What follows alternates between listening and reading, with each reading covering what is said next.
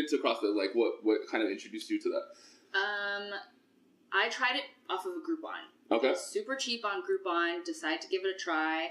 And I was following a lot of paleo bloggers at the time who also did CrossFit. So they kind of went hand in hand. And what struck me about CrossFit was the community. Like, everybody was so nice. And although I knew nothing about lifting barbells at all, like, there are some embarrassing pictures out there on the internet about me like, with the most round back doing snatches and deadlifts. Anyway, come a long way. Yeah. At no point did I ever feel judged for my lack of athleticism. Okay. And growing up, I was very, very, very not athletic. Okay. Like, did not play team sports, tried to pick up running, but really didn't like it. And so because I sucked at it, I didn't want to work on it. That's how things go, right? Like, yeah, 100%. Didn't want to work on things that I sucked at. Yeah. So when I was in this new environment where everybody was encouraging you to be, to be better and to work on those weaknesses, I felt like really inspired. And so awesome. I stuck around that. Sweet. And then is there any like, as you were starting to follow the sport more, did you find that you were following a certain amount of like athletes? So did you follow any athletes, or do you like any athletes or look up to any of them? In the beginning, I followed. That was my entire Instagram follow. Is just all CrossFit. I remember that. Games. Yeah, definitely very engulfed in that world. Yeah. And I went to the CrossFit Games for a year to spectate. Like how you just automatically. Not to compete. God. Yeah, no. Still tried to look really fit to spectate, though. Yeah. Still worked out and like. What year did you go? Ate really well. I think it was 2016 or 2015. Oh, cool. Back when it was still in California. Oh, cool. And it was so much fun. Yeah, I went with a group of friends from the gym and like talk about living in a CrossFit bubble. Yeah. For that week, essentially. Like, everywhere we went, CrossFit took over this little town in California called Carson. Yes. City. Mm-hmm. Like, we would go to gas stations, everybody's wearing CrossFit clothes. Go to the Whole Foods, like, games athletes, shopping, buying bone broth, and like, it's so crazy. Yeah. So at that point, I was really, really into CrossFit, and there are so many people I follow that are still competing, which says a lot about the sport and about them. Like Annie Thor's daughter, Camille LeBlanc-Bazinet. Yeah. I loved her because she was short like me. Okay. She was such a powerhouse. I'm like, she can do it. Yeah. I can do it. I couldn't do it.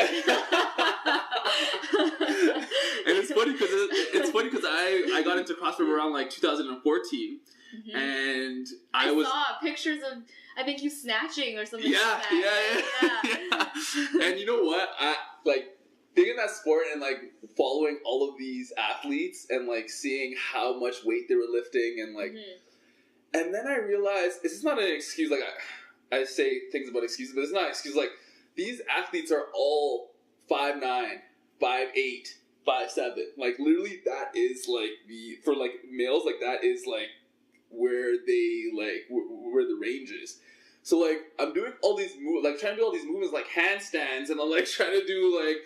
other movements where it requires, like, to use my long-ass arms. Like, my arms are super long. And, like, I'm just super long. So, like, I was, like, I'm very competitive. But, like, I couldn't get those movements for the fuck of me. Like, I couldn't even do it because, like... And that's not an excuse. Like, I really, like, always in the gym trying. But, like, after a while, I was just like, look, man, I can't compete with these guys. And I was, like... And I wanted to, like, I was doing the open. I was like, okay, I want to really try and do it. But, like, oh, man, it got tough. It got really tough. But I still love it because I watched the CrossFit Games.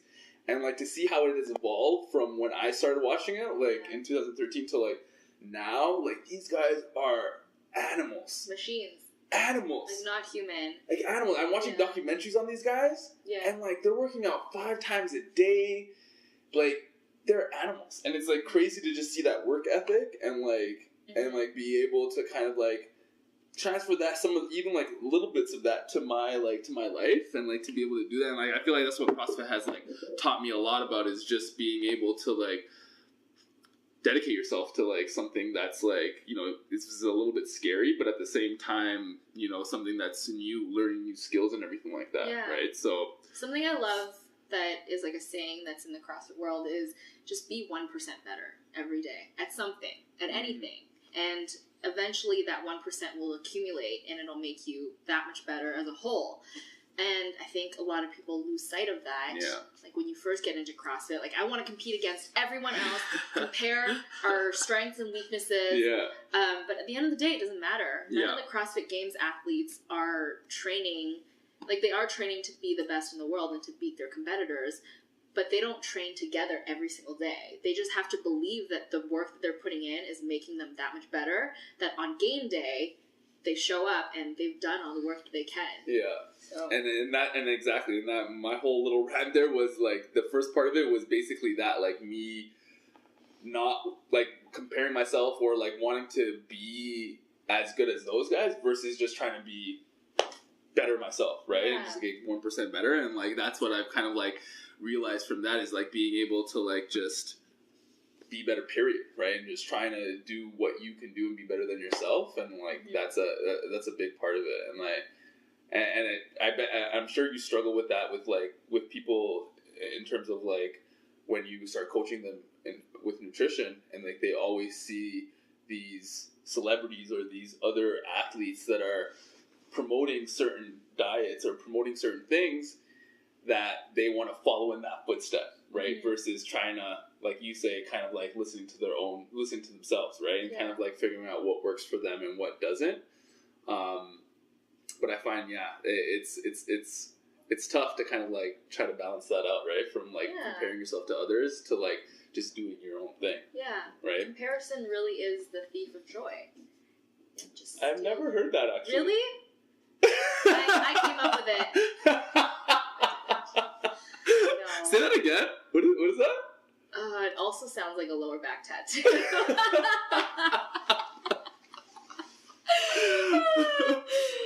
Funny story, when Jerome first asked me or told me about the podcast, he's like, oh, I'm doing this podcast called Live, Laugh, Lift. I'm like, that sounds like a lower back tattoo. Straight up.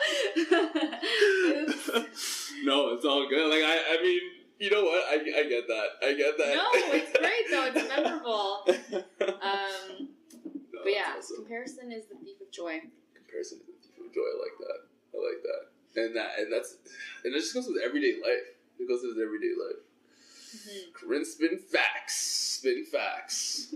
The other day, someone commented on sometimes in my Instagram posts, I like to just journal down my thoughts for myself, and then I'll reword it to kind of package it into a message for other people too. Like that's a lot of my Instagram posts are just journal excerpts, basically. That's good. And one of my friends commented with a fax machine emoji. And I was like, why? I don't understand. What is a fax emoji? Oh, fax. Like F-A-C-T-S. Oh. So cool. What's your most used emoji? What emoji do you use the most? The cry laugh emoji. Okay. Sure. You use that one the most? Yeah. Yeah. I feel like I laugh at everything in real life. Well, I feel like that's the very, like, what people do with LOL, right? I feel like people LOL, like, with everything, even though they're not really LOLing. Yeah. That's a huge pet peeve of mine. Like, when people have to end every sentence with LOL. Yeah. That's... It's not confident. People use it conveniently. They'll use LOL